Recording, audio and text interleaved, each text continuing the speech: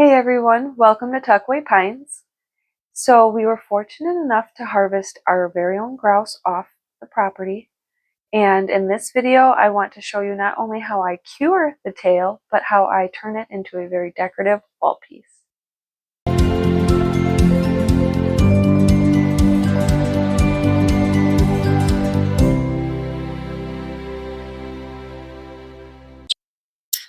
The first step, and probably the most important step, is getting your fan in the position that you would like it mounted in. What I did is I took my fan and a piece of cardboard and some thumbtacks and just fanned out the tail like I'd like it and just used thumbtacks to kind of pin it in position so it could hold its shape. As for the joint of the tail, I just poured a bunch of salt covering the joint and allowing it to sit for a couple weeks to a month, allowing it to properly cure and dry out. That way this ensures that the tail, again, is properly cured. Nothing will start to rot or smell or fall apart while it hangs out on the wall. While my tail is curing, I went and found this beautiful piece of live edge cut pine that I'm going to be using as my mounting board. Now this piece of wood has also been cured and dried, so it's easy to work with. And what I'm going to be doing next is sanding it down so it's nice and smooth.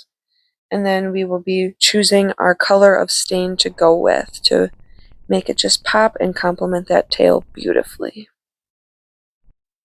So for any sanding or staining, I do want to say that it is recommended to wear proper PPE such as gloves, some safety glasses, and even a mask. That way you're not breathing in any sawdust or anything like that. But for the stain, I decided to go with a nice walnut color.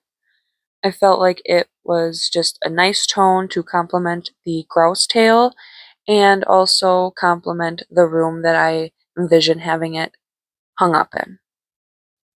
So once your piece of wood is nice and sanded smooth, it is time to stain that piece of wood. I am using a nice rag and just kind of going around the edges, kind of going along with the grain, and just establishing that nice first coat. This will take a few coats, at least for me it will, because I like to have a nice rich color and ensure not only an even color, but that the wood has absorbed all the stain it possibly can.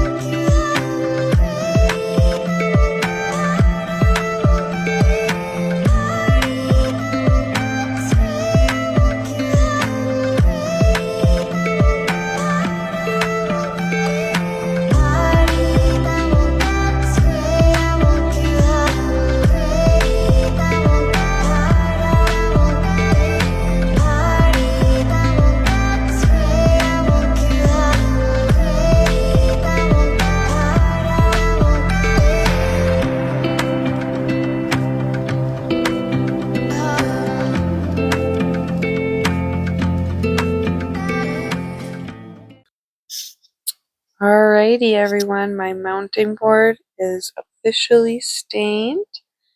This beautiful walnut color, about 4 coats in, and it just looks absolutely gorgeous. That beautiful golden brown color. I think this piece of wood really accepted the stain nicely. Looks nice and even, and just absolutely stunning. So the next step is obviously let everything dry fully and properly, and then I will be coming back and doing probably 1 or 2 coats of a nice clear coat. That way it seals everything in and gives it a very nice shine to it. Okay, so here I am getting ready to start my clear coat. I just had to stir the clear coat, make sure everything is nice and blended evenly within the can. And also, as a reminder, don't forget to wear your proper PPE. I have my gloves on, I have a pair of glasses, and I should be wearing a mask because the fumes can be very strong to some people. But I am just applying the clear coat the same way I did the stain. You can use a brush, but I am using just an old rag. And along the edging, as you can see here, I am taking liberal amounts of the clear coat and just kind of letting it run down the edges into the cracks of the bark. That way, not only the face of the board is nice and sealed, but the edging is as well. And just create a nice even shine, a nice even seal, and it'll just make everything look like one. I know the clear coat is still wet, but you can just see that nice shine that it just adds to the walnut color. Just makes everything pop. It highlights the grain work. It is just absolutely beautiful. You cannot miss this step in the process. I am telling you right now. Alrighty everyone, so here is what our mounting board looks like after it has been completely stained, clear coated, and dried. You can definitely tell that clear coat has dried, but it does still give that beautiful shine to it. All the grain work highlighted and it pops beautifully. Now, the moment of truth. We are going to start mounting our tail onto our board. So you can see everything has cured nicely. I managed to brush off most of the salt of what I could, and it holds its shape beautifully.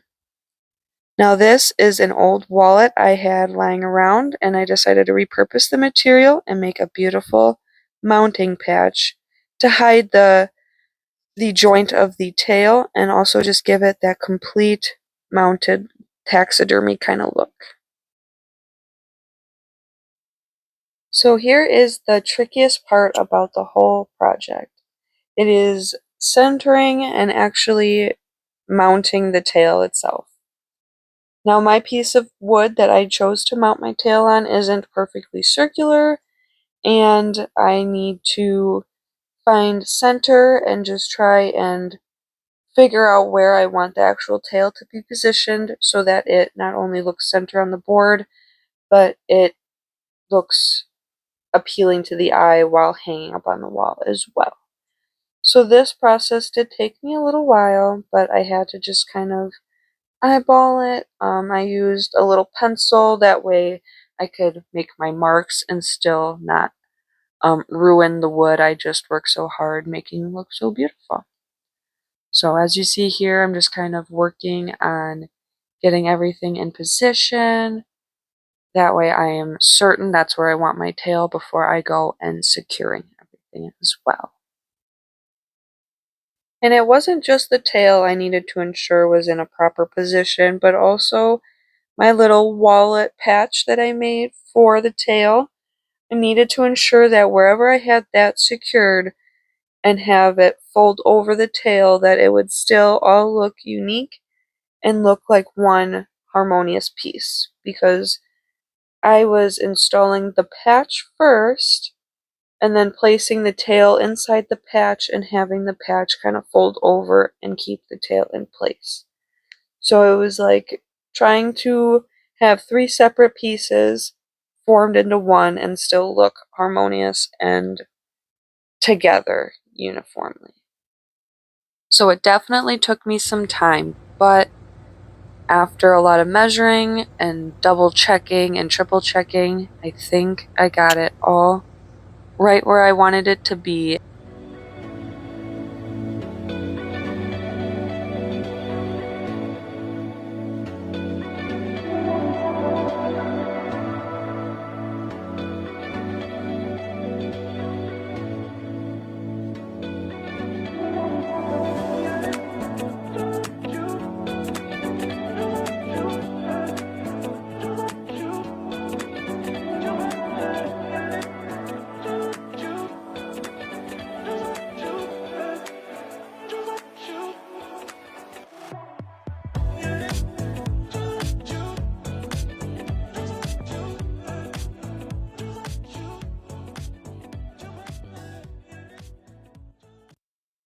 So I officially have my patch in place. I just had three golden little picture nails that I just hammered them into.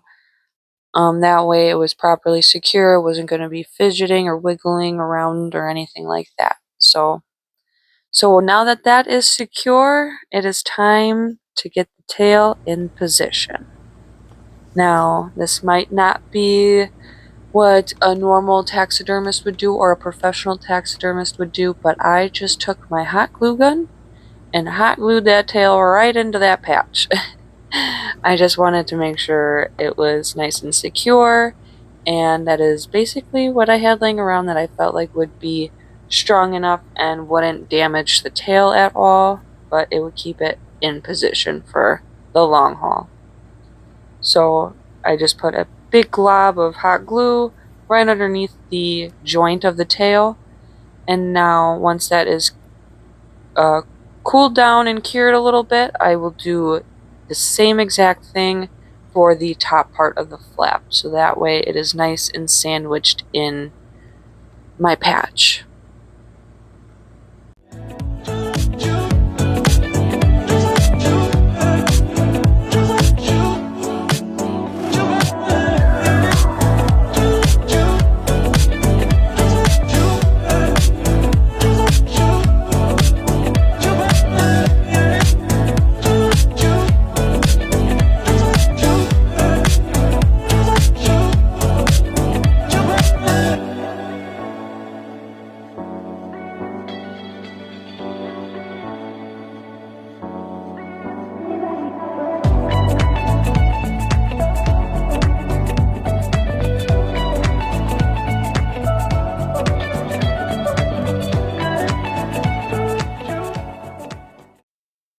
Alrighty, so everything is put together and dried.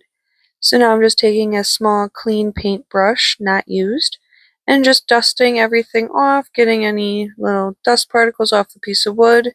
And I'm also kind of fluffing out the feathers, kind of straightening them out and having them fan out in the direction that I'd like. So now let's see how it looks on the wall.